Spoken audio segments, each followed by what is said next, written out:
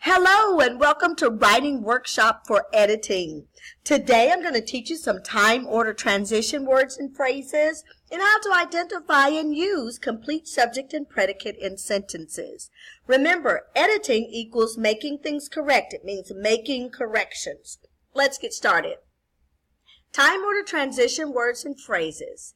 We use time order transition words and phrases for many reasons. Time order transition words is a word or a phrase used to describe the time or order of events. Authors may use time order transition words and phrases that indicate a conclusion at the end of their text. And authors might also use transition words and phrases to signal connections among ideas in a text. So there's always a reason or a purpose why we use a transition word. And then we have many choices of transition words and phrases that we can use. I'll go over a few here very quickly, and then teachers, you can stop the video to review the rest. So for example, kids, if an author wanted to give a result or a final thought about something, they may say therefore or so or as a result.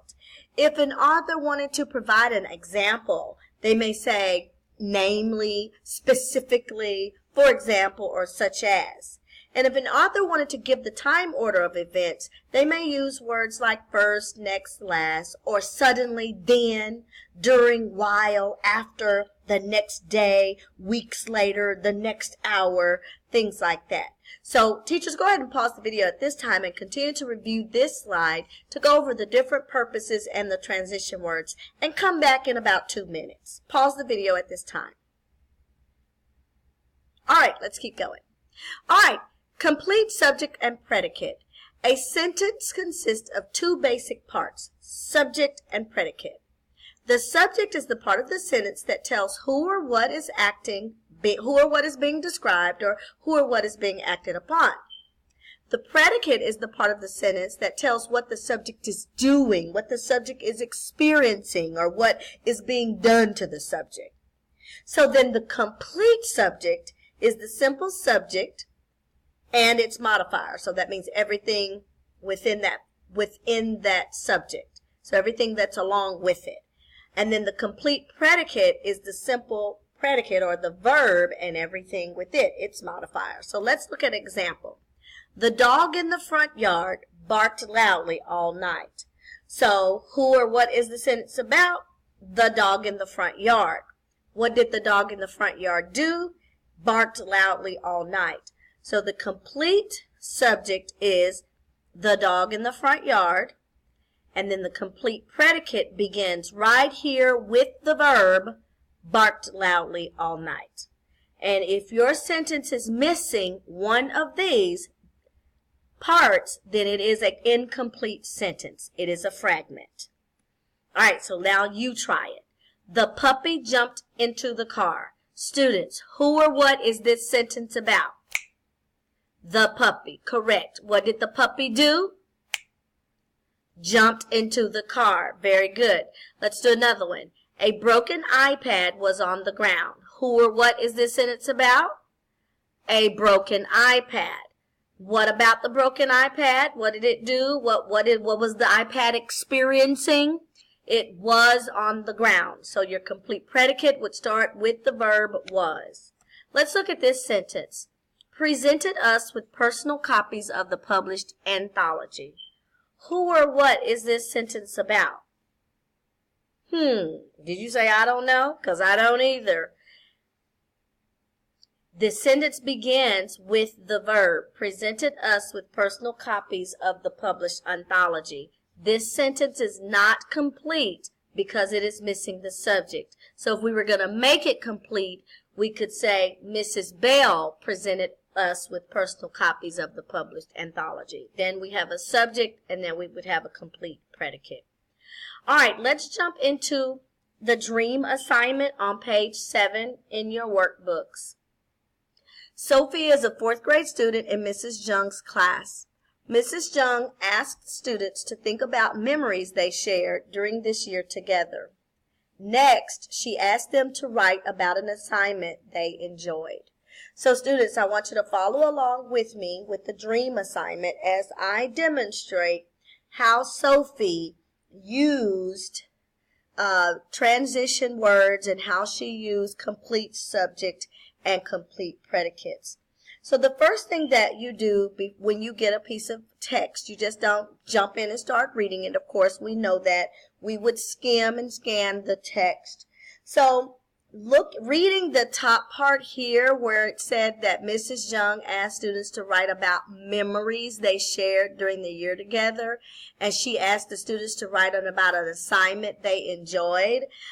I automatically know that the dream assignment is going to be a personal narrative because it's not an imaginary story. It really happened. And I know that a personal narrative is about one experience that someone really did experience. So this is a personal narrative writing.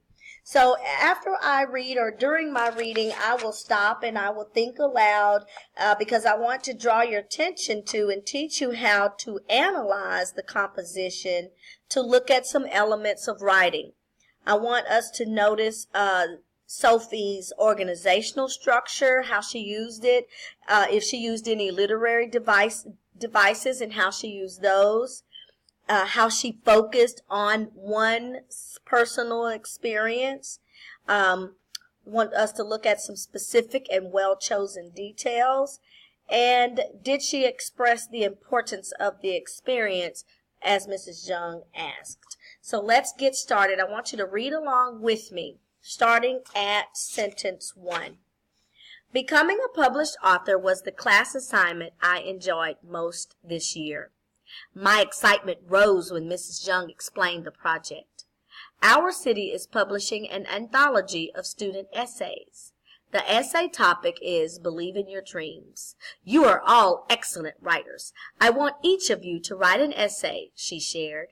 Mrs. Young explained we had 2 weeks to complete the writing process. So I want to stop right here. This is an excellent model, and so we will not have any incomplete sentences in this model. So every sentence has a complete subject and a complete predicate. At this time, I want you to just look at sentences 3 and 7, and I want you to notice the our city. For sentence 3, our city is the complete subject, and is publishing an anthology of student essays is the complete predicate. Sentence 7, Mrs. Young, that's the complete subject. Explain we had 2 weeks to complete the writing process is the complete predicate. In sentence 1, we may say becoming a published author, that's the complete subject. And was the class assignment I enjoyed most this year is the complete predicate. So every sentence in this text will have complete subjects and complete predicates. So teachers, if you'll stop at this time and just have them do sentence 1, 3, and 7, 1 line under the complete subject, 2 lines under the complete predicate in sentences 1, 3, and 7. All right, let's keep going. Sentence 8. As I thought about the topic, I could picture people flying airplanes and building skyscrapers. I thought I would write about people who believe in their dreams. People's inventions have made our world a better place, I shared with my class. Mrs. Young encouraged me to continue developing my thoughts. Then she told our class it was time to begin. For the next hour, we planned our compositions. I captured my thoughts on a flowchart so I would not forget them. I began by writing how the Wright brothers invented the airplane. After that, I described how their invention changed the world. Then I noted that people often think outside the box to invent needed items. I wanted my audience to understand that each person has the power to create something to help others. The next day, I composed my draft. I skipped lines, leaving room for revising and editing. My teacher expected my best work, so I revised my draft several times to meet her high standards. I combined a few sentences and found 3 spelling mistakes while editing. Clutching my paper, I finally approached my teacher for a conference. I held my breath. Would she like it? I worried. Mrs. Young gushed, Sophie, I love your essay. While we talked, she shared a few ideas for improvements.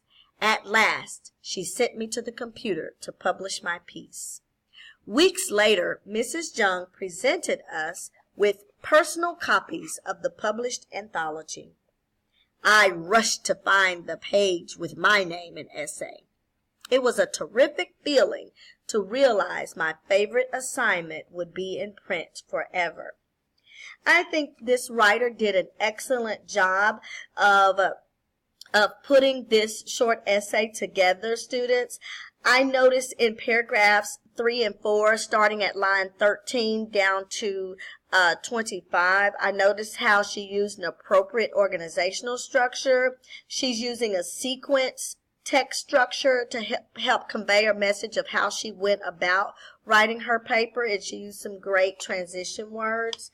I also appreciate how she created imagery by using literary devices just through word choice. I noticed in when she said clutching my paper in sentence 23, I finally approached my teacher for a conference. I can really visualize her holding that paper. Also, when it said Mrs. Young gushed, Sophie, I love your essay. I could kind of see and hear Mrs. Young. So she did a nice job of incorporating just a few literary devices to keep me engaged. And also in the last sentence, 31, she said it was a terrific feeling to realize my favorite assignment would be in print forever. So I appreciate how Sophie expressed the importance of this experience. It was a good way to wrap up or to end or conclude her writing. All right, so now I want to just identify a few of the transition words that she used. Please go to sentence 12 and underline the word then. Then go to sentence 13 and underline the phrase for the next hour. Then go to sentence 17 and underline the word then. Then go to sentence 19 and underline the transitional phrase the next day. Then go to sentence 23 and underline the word finally. Now notice in sentence 23 that finally is not at the beginning of the sentence, and that is totally okay. She began her sentence with a phrase, clutching my paper, to add more interest. Transition words does not have to begin always at the beginning of a sentence. So she says, clutching my paper, I finally approached my teacher for a conference. That word finally is appropriate there. She wouldn't say clutching my paper, I first approached my teacher for a conference. No, not first. She finally did it. So you have to choose the correct transitional word or phrase that goes with the text structure that you've chosen. So she did a nice job here. All right, go to sentence 27 and underline the phrase while we talked. And go to sentence 29 and underline the phrase weeks later. Now, if we look at all of the things that we have underlined, we have then, for the next hour, then, the next day, finally, while we talked, weeks later. When we read the whole essay, all of those phrases are in a good order. They are in the appropriate order, and it kept the integrity of her piece. So this is our model piece. This is going to be your model piece for writing, and this you can use this to go into our independent work. Teachers, I'm going to stop the video at this time, and we'll pick up on the next video for guided practice. Please play the next video at this time.